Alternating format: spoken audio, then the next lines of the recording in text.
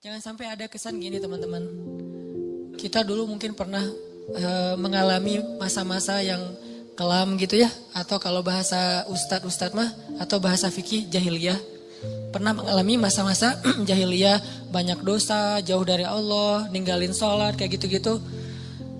Hampir semua dosa-dosa besar itu kita pernah ngelakuin. Pas udah hijrah kita ngomong gini, ada untungnya juga sih ustadz, saya dulu pernah nakal. Kalau enggak saya jadi enggak kayak gini sekarang. Kalau enggak saya jadi enggak tahu kalau itu ternyata bahaya. Jadi dengan saya pernah nakal dulu, sekarang saya bisa ngedidik anak saya. Saya tahu anak saya kalau ada indikasi-indikasi mulai nakal nih saya tahu banget. Karena saya dulu pernah kayak gitu. Enggak ada untungnya teman-teman. Yang harus kita syukuri bukan kita pernah nakal. Yang harus kita syukuri kita pernah nakal tapi Allah masih kasih kita kesempatan. Itu yang kita syukuri, kesempatan tuh. Sampai akhirnya kita bisa berhijrah, Allah kasih hidayah, itu yang kita syukuri. Alam yajidaka yatiman fa'awa wa wajadaka dhallan dhal. Kenapa dhal itu kayak panjang bacanya? Karena sesat jauh gitu kan ya. Kita pernah tersesat jauh. Dan tersesat itu bukan hanya soal akidah, tersesat dalam masalah ketaatan, kita nggak taat kepada Allah, tersesat jauh, sibuk dengan dunia, kemudian kita foya-foya, jauh banget dari Allah. Wa wajadaka dhallan fahada. Allah tarik balik kepada kebaikan. Yang harus kita syukuri bukan dhalnya, tapi fahadanya, hidayahnya. Karena kalau kita berpikir untung juga saya dulu pernah nakal, ini bagian dari kita salah faham terhadap Allah. Jadi nggak ada baiknya kita pernah nakal, nggak ada baiknya kita pernah bandel, nggak ada baiknya kita pernah jahiliyah, pernah bikin dosa. Baiknya adalah alhamdulillah kita bisa taubat, bisa hijrah. Dan kalau kita dengar cerita orang-orang yang ngisahin masa lalunya, jangan takjub kepada dianya, tapi kita takjub kepada Allahnya. Ya Allah baik banget ya, dia udah sejauh itu Allah nggak ilfil sama dia. Dia udah sejahat itu Allah nggak ninggalin dia. Dia udah sezalim itu sama Allah, mencurangi hak-hak Allah. Allah nggak nutup pintu rahmat untuk dia. Allah itu maha baik. Jadi yang kita kagumin tuh Allah yang udah nyelamatin dia dari masa-masa yang sulit. Bukan justru dia, oh hebat ya, lo bisa bikin dosa terus taubat, enggak. Bukan dia yang hebat, Allah yang hebat. Karena betapa banyak orang yang Allah biarkan bara'atun dan matinya dalam keadaan su'ul khatimah. Dan Allah pasti punya alasan yang kita nggak mengerti. Yang jelas nggak mungkin Allah menzalimi hambanya.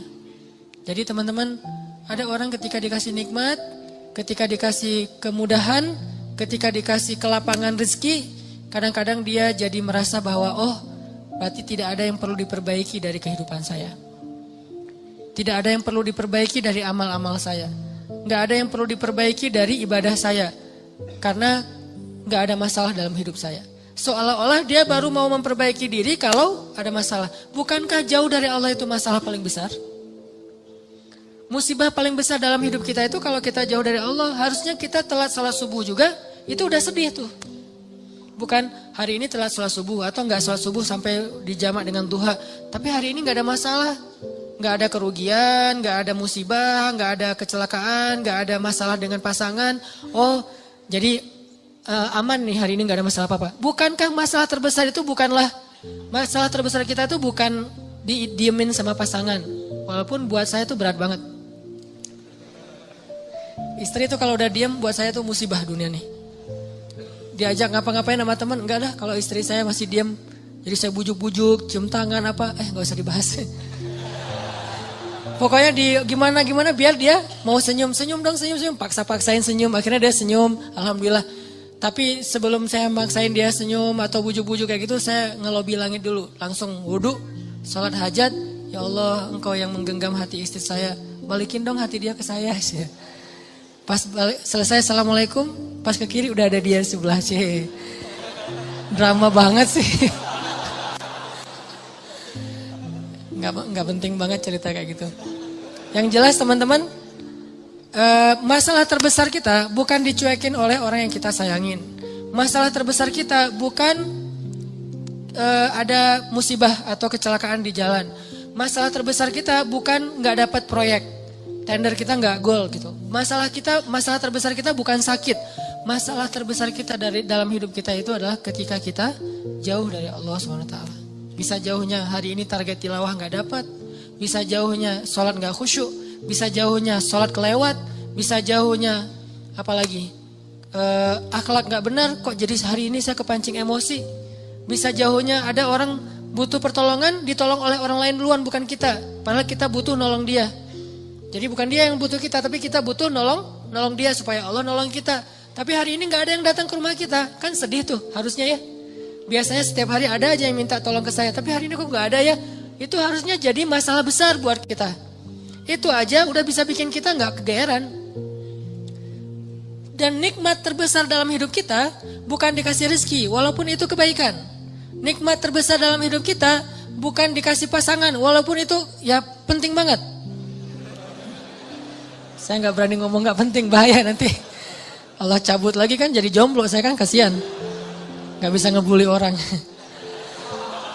Nikmat terbesar dalam hidup kita bukan dikasih pasangan walaupun itu penting.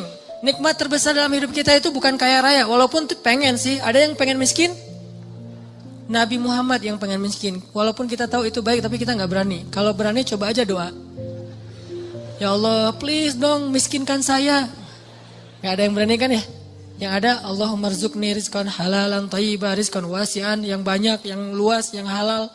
Gak ada yang berani, ya Allah kasih saya rezeki yang pas-pasan aja deh, jangan banyak-banyak amat nanti bingung mau diapain. Gak ada yang berani gitu. Umar doanya tuh pas lagi tawaf, ya Allah beri saya rezeki sesuai dengan kebutuhan saya. Jangan lebih dari itu, jangan kurang dari itu. Ini pertengahan nih. Kayak gini aja kita gak berani. Saya gak berani doa kayak gini nih. Karena kalau dikasih gitu, Allah kok gini-gini amat sih? Karena yang kita butuhkan itu apa? Baju, tempat tinggal, kendaraan, makan. Itu doang. Terus jalan-jalan itu bukan kebutuhan teman-teman.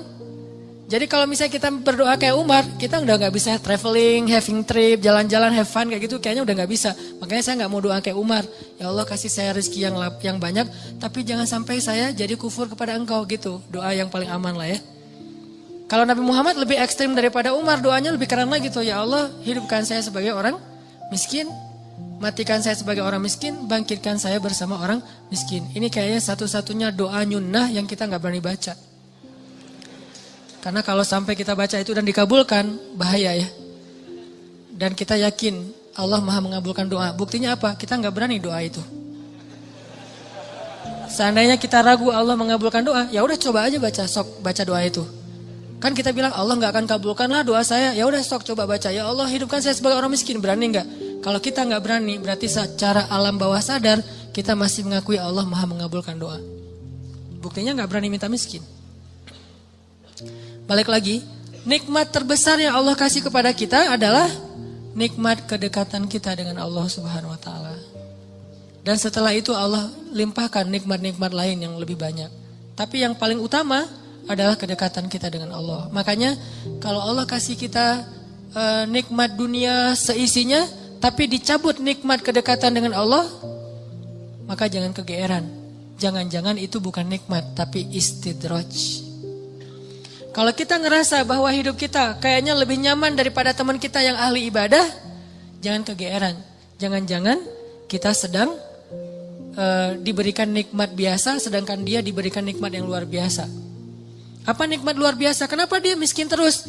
Karena Allah pengen dekat sama dia. Mungkin dengan miskin dia sering berdoa. Dengan dia sakit dia sering berdoa. Dengan dia dapat masalah terus dia sering berdoa. Sedangkan kita ketika dikasih solusi ke lapangan rezeki jarang berdoa. Ibadahnya gak getol. Kita dikasih nikmat, dia dikasih nikmat. Tapi siapa yang lebih istimewa? Jangan-jangan dia lebih istimewa justru dengan kemiskinannya, dengan sakitnya, dengan masalahnya. Ini yang dirasakan oleh Abdurrahman bin Auf teman-teman. Ketika Abdurrahman bin Auf dihidangkan makanan yang sangat banyak oleh istri-istrinya, Abdurrahman malah nangis, bayangin. Jadi dikasih satu buffet, makanannya semuanya ada dessert, appetizer, main course kayak gitu semuanya lengkap. Pas dilihat sama Abdurrahman, nangis. Kalau kita ngeliat itu nangis karena gak pernah makan seenak itu gitu ya. Ini nangis karena aduh kok gini-gini banget ya hidup saya kok nikmat banget sih. Akhirnya istrinya nanya kepada Abdurrahman, "Ma yubki kayak Abdurrahman, kenapa kamu nangis wahai Abdurrahman bin Auf?" Kata Abdurrahman, "Bagaimana saya tidak nangis? Ada orang yang lebih soleh dari saya, hidupnya susah. Siapa dia? Hamzah dan Mus'ab bin Umair.